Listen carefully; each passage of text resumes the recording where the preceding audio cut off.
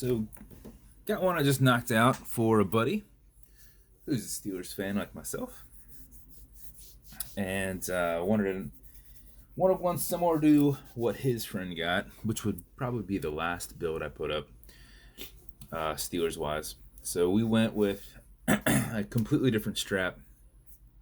We went with a black strap with yellow edging, and that is what we used for the highlights throughout. So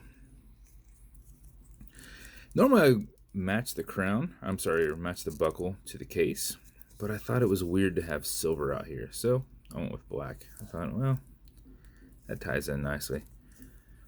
But so as you can see, this is a nice, thick, yet soft Italian leather strap. Let me push this back. So yellow edge paint. This was custom dyed. This was, I believe, white before. So we got yellow, red, and blue on there. Got those dyed in there. And then the dial itself is hand painted. So, of course, let's hit it with some ink. Dial is hand painted and then brushed and then clear coated and then pipped. So, I actually happen to have a set of black and yellow hands. So I thought, well, that would go perfect. Since we're doing basically a black and yellow strap, we could do a black and yellow diver style bezel insert. And then we've got a black painted seconds hand. So that is his build as a whole. Smaller window exhibition case back with a steel movement holder in there and a black rotor to go with it. Since black and yellow is the theme, with a little bit of silver. That's how we did our beats. And just to go over the watch as a whole, these are held on with a tension ring. They'll go left, they will go right. It will be a little tough to do it, but they will do it. There's no clicking involved. Next, this is an automatic mechanical, so you can wear it to keep it running. You can wind it, or you can put it in a watch winder. But if it's completely dead, or you want to make sure that it keeps time before you wear it, unscrew the crown until it's clicking, and you can feel some play. You see some play. At that point, you can wind it. A wind this direction winds it. This way does nothing, but it's a lot easier to wind it like this. So if you wind it for about 4 or 5 seconds before you put it on, even if you're not very active, you will keep it running. If you do it something closer to 20, 25 seconds aggressively like this, you will max out your 31-hour power reserve.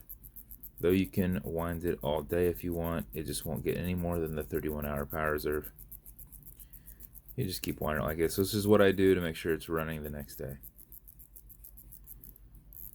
If you pull it to the one and only click, you can now set your time. You notice you've got play in the crown. This is a wobble crown. It's deflecting lateral pressure on that stem. So you're pushing and prying on it. It's rolling off of it. And when you set your time, you're kind of pulling it straight though. That's a good practice. Just kind of pull it back like that. Okay, Google, what time is it? It's 11:27 11:27 a.m. a.m.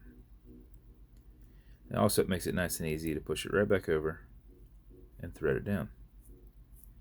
Now you can go from winding it to setting the time, but you cannot go from setting the time back to winding it. You'll have to screw it back down, disengage the clutch system, and then you can go back to winding it.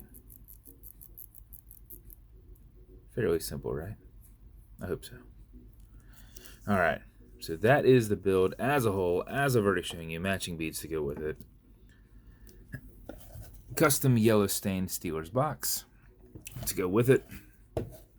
Every build comes with watch cleaner. This is good on all glass and metal parts. So this whole part here is non-streaking, non-toxic, non-residue. Whenever I do a leather, I include a leather conditioner. This keeps it perfect. So if you feel it's getting dry or anything like that, just apply a little bit, rub it in like you would a boot. Let it sit for a bit, and then buff out any excess. And then lastly, this is an acrylic glass, so you can scratch it, and if you do, just apply a little bit of this fine scratch remover, which is Novus 2 off of Amazon, which is essentially polywatch. Put a little bit on there, buff against it, fill that scratch, generate some heat utilizing your microfiber. Since we've got blue and red, I don't have yellow. I figured give them a blue and a yellow, or I'm sorry, a blue and a red. But generate some heat behind your thumb on that, and it will make the process go a little bit quicker. But fill that scratch, buff it out, just use a little bit, because a little bit will go a long way, and a lot of it will make a mess. So hopefully you guys like it. If you want me to build you something custom and unique, reach out.